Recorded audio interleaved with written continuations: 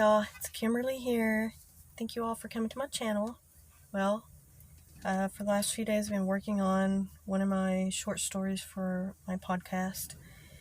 And I'm going to read some excerpts here. It's really hot here today. It's like 89, almost 90 degrees. I tried to roll up the window because if you know my dilemma, I do my my channel from my car most of the time. It's kind of like, I figured out it's kind of like a soundproof office. But my air conditioner went out, so sometimes I do have the window cracked or down, especially today. I tried to roll it up for about 20 seconds. I was trying to get my paperwork together with the windows rolled up, and I started sweating. I was like sweating like a pig. My hair is sweaty just from that. We have a really good breeze coming through here. It can be deceiving here. It can be like 90 degrees and there's like a really good breeze, and you have to be standing in the shade to be cooled off with this breeze, and you'll feel okay. But so I can roll up the window, so you may be hearing some sounds. I had to chase one of these gackle birds away. It was right next to my window making noise, and I think somebody's using a saw or something. I can hear some. Okay, you just might hear some background noise. I'm going to be going through this for the next few months. I might have a remedy for it, because I don't use my house because my dogs bark so much, and the house I live in is very small. It's on the corner of the street, and in my backyard they built a bigger house. So I really don't have a big backyard. I got a small backyard, small front yard. Those people have dogs. And then the people directly next to me, they have a bunch of dogs that bark all the time. The people in front of me have 6 or 7 dogs, and they bark nonstop all day. The people next to them have 6 or 7 dogs. They bark all the time. And then in the other direction, there's like 3 or 4 houses down that block that have 3 to 5, 7 dogs. I don't know how many they have. Several houses. And even on the other block, there's like several houses. This city that I live in is full of dogs. And then there's the roaming stray dogs that come up to the fences of these other dogs and kind of like agitate them. And then there starts a barking war. And then there's blocks over that there are other dogs. Oh, these 2 idiots just raced by me.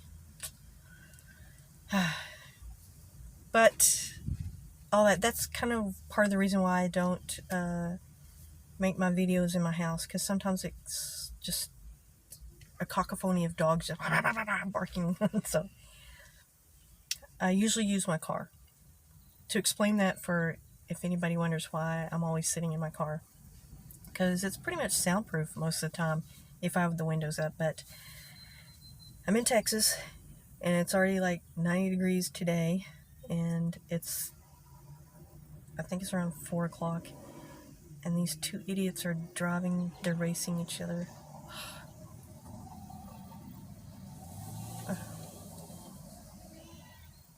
Some people are so stupid. I don't know. And there's a bunch of kids in this park. These idiots. Oh well. Hopefully they're gone. Okay, so I had to keep the window down, so you might hear some sounds.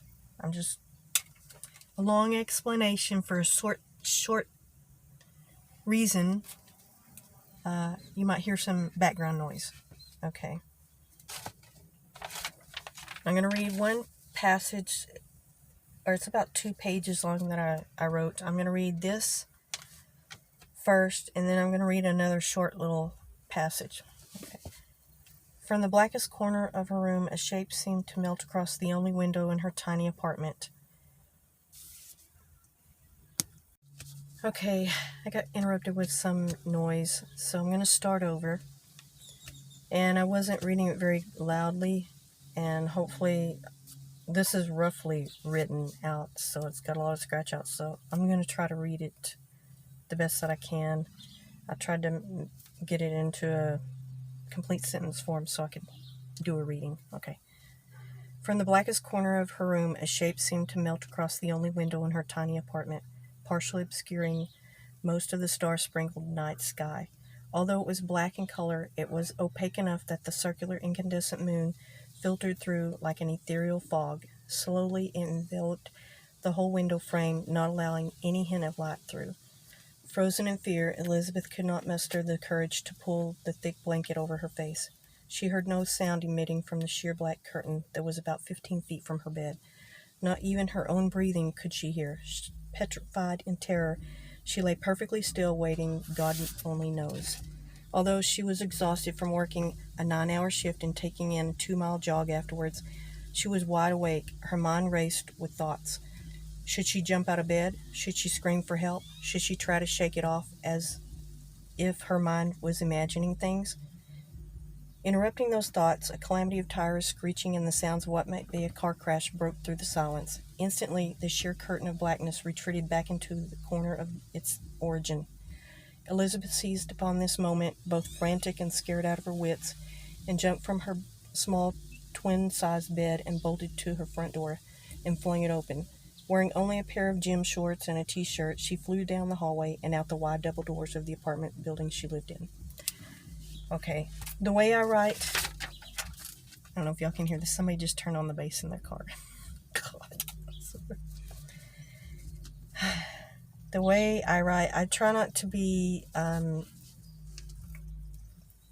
too cluttered with too much descriptive, like, adjectives. I just try to give enough descriptive adjectives so that you can make a picture in your mind. That's the way I think most people do when they read.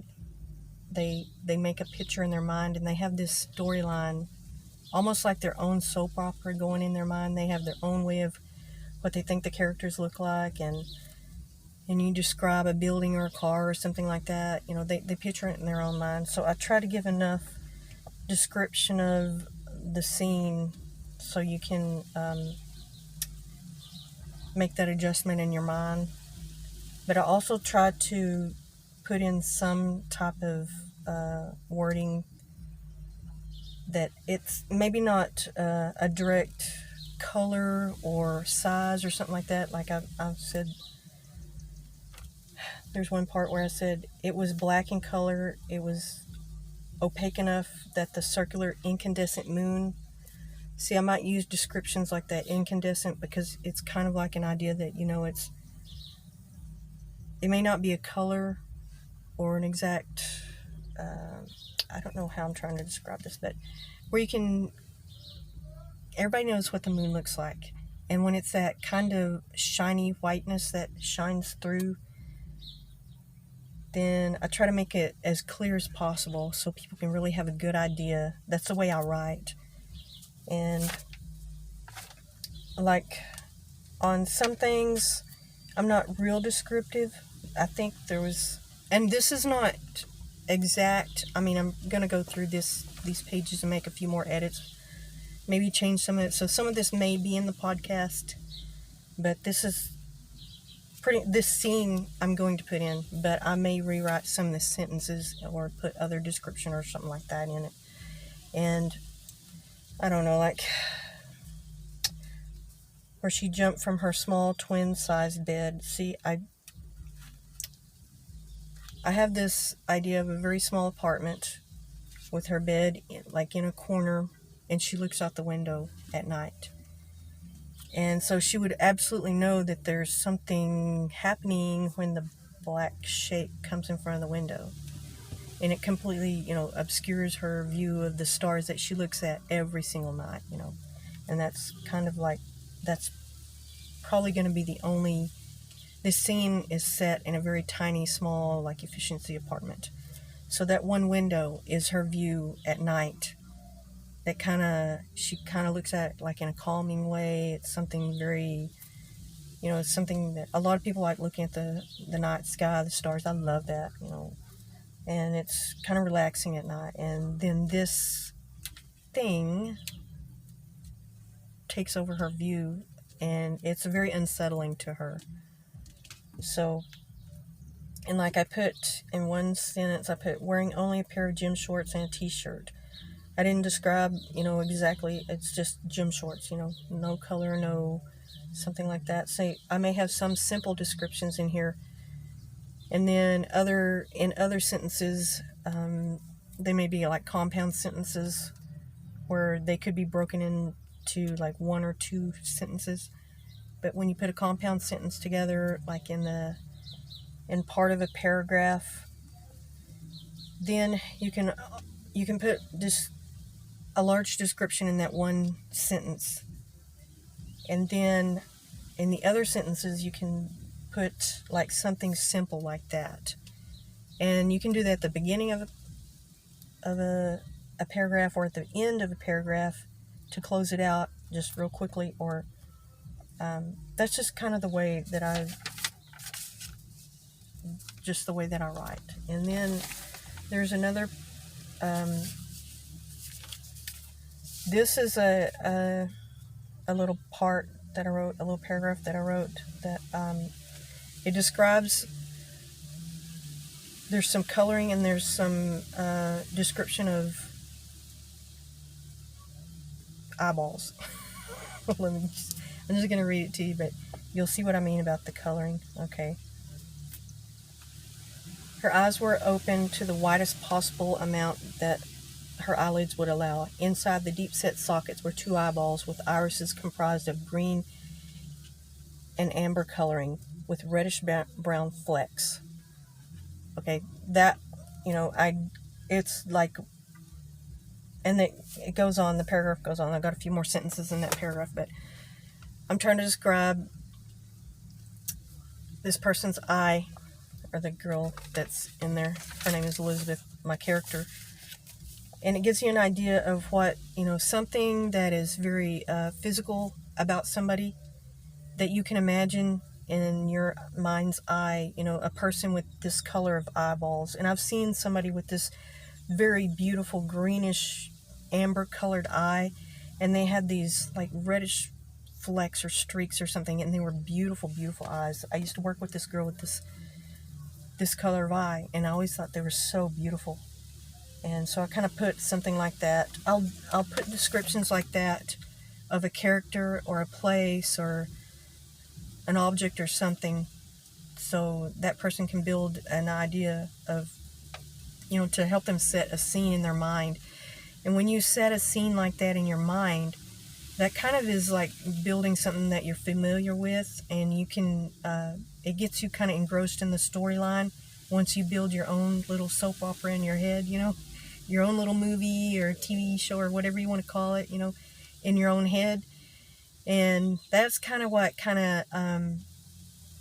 it hooks people into reading a book, or an article, or whatever they're reading, a short story or a book or whatever. And it kind of, when you give a description of something like that, it's the thing that you try to describe certain particular things, and then they can build their own, just their own scene in their own mind. And then when they may read part of the book and then they put it down, they may have to go to work, or maybe a day or two before they get back to it. They already have that scene in their mind. They already have these characters. They already have, what the house looks like, or, this road that this person may be driving down every day that is familiar, or some scene or part in the book that they've already built on, that they know. So it kind of puts them in the way of perspective that they're building it in their own mind. And that's what you try to do when you write. You try to build something in a person's mind. Each individual person, they have their own way of looking at things. And that's the way you try to describe things. You give colors, you give size description, or, a scene, does it have trees, or is it flat and rolling hills, or is it a big, huge, fancy apartment building, or is it, just like this is a very small, tiny efficiency apartment, very tiny. And I put it that way for kind of like a short, scary story. So the environment is very closed in, and it kind of builds in a little bit of suspense when you think of the part where I was saying that she jumped out of her bed and ran toward the door. I've had that feeling many times. That's happened to me before. Just want to jump out of bed, even though I've been frozen in fear. I think people can kind of relate to that too. So you kind of can put things in there that either personally you have had an experience and you're describing it, and you write it in a descriptive way where people can feel it themselves when, either they've experienced too that situation, or people who have never experienced it or don't feel that way. It kind of gives them an idea, to for them to personally be, get that feeling inside them. So that's what I like to do when I write. I try to get it all where there's a little bit of a pull, where you can you get involved in it and you put yourself kind of in that. Either you're watching it from afar, or like I say, from your own experience, you may feel like you are put into that situation or because of what you've been through. Okay, that's just those are just short little paragraphs of what I've been writing for the past few days, and that's going to be my first short story, which I'll be posting that probably in about a week and a half, I'm going to say. I want to say by the weekend of the 5th or 6th, I think it's Saturday or Sunday. Right now, I'm also looking at different platforms. I don't know if I'm going to use the Anchor platform or if I'm going to try to go with another platform. I'm kind of looking at them and seeing. I really do like the Anchor platform. It's really easy, and you get to monetize it, which that's not the biggest part of it, but I would like to monetize it. This podcast that I've had for my dog show, I've been monetizing it for, God, I don't know. I think I've started it I don't remember, 7, 8, 9 months ago. It's been a while since I've started it. And I think I've made not even $5. I've made $4, and I think it's up to $4.60 or $80, or I don't even remember. It's so little, but I'm not even, that's not the reason why I started. I started it because I like to write and I like dogs, and so I picked something. I wanted to start a podcast, but I didn't know. I was like, what can I do it on? And I picked dogs. That was the thing that I kind of know a little bit about, and I like writing about them. And with this short story podcast, if I do it, it's probably going to be maybe 2 to 3 episodes per month, until if it were to ever become, I don't know, something that was getting a big following, then I would probably maybe increase it. But right now it's just a writing exercise for me, and plus if people like to hear stories like that, then they can listen to them, and they're just going to be short little stories. And there's a few of them that I've kept the ideas for, that these short stories. I actually have a few that I've already written from years ago that I wanted to write in book form, and I may put a synopsis, sort of short story synopsis or something like that, on this podcast also. And eventually I would like to, the genres I like to write in are thriller, mystery. I'm sorry, I'm sweating like a bee. I don't know if you can hear all the background noise, but I have my window open, so I'm trying not to sweat to death. But yeah, the genres I write in are thriller, mystery, and horror, or kind of scary horror, I guess, kind of genre. And then I also, I like a wide range of books when I read. And I do have one that is a romance, it's like a modern cowboy romance. And that book, actually I would like to publish that book and my other book that was stolen within the next couple of years. But I can't do that and do all this, my YouTube, and then work and do all that. It's just too time consuming. if I were ever able to be where I could just do one, not work a regular job, then I would be able to do it sooner. But at this point, it's going to be a very long time before I actually ever publish anything. So I'm just going with these short stories, and slowly, maybe I'll get some of the stuff written on the books that I actually want to publish. But this is kind of kickstarting me. Just when I was starting to write those just the past few days, it really got in my mind. I was like, yeah, I really like getting back into it. And I was just, it kind of made me happy to do it. That I was able to actually, it's like you talk about writer's block sometimes. I guess that's what I had, like, was out of a emotional response to my book being stolen, and I've been physically exhausted and tired. And actually, from getting that COVID shot, I was really exhausted for about a week, maybe the past day or two. I've been feeling a little bit better, but I haven't been working because we've been off for the past week, and I may or may not be working next week. I'm not sure. I'm going to just see how I feel. And there's a lot of reasons, a lot of things why I didn't write. It's just a lot of them were just things were piling up on me. So this is helping me get back into it, and I really liked it when I was writing. I wrote, like, these 2 pages that I read, I wrote them in like 10 minutes maybe. And I call myself a slow writer because grammatically, I like to make sure everything's correct, and I have grammar books, and I'm always checking the spelling, and well, usually I don't do the spelling until it's the last edit, but I have a way of marking my papers to check the spelling or check grammar or check something, and I just pretty much whipped this out after I wrote.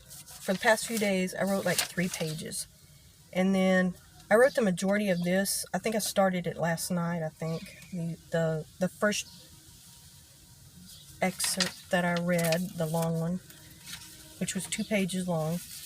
I mean, I think I worked on it a little bit last night, like 30 minutes, and this morning, not 30 minutes, I wrote the majority of it in like 5 minutes. And then this morning, I wrote the ending of it, but I went back through it, so it took the editing of me changing a few words.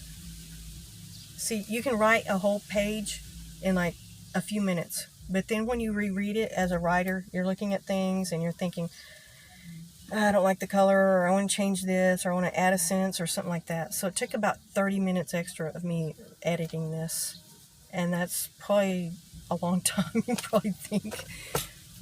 But I guess me just getting back into it, I kind of, I was just going over things. I was like, because I wanted to read a part on my channel, so I was like, I wanted to make it, really good description so I could describe, what it was, so you could see it in your mind's eye. Okay, thank you all, and I'm gonna go back to work on my writing. Bye.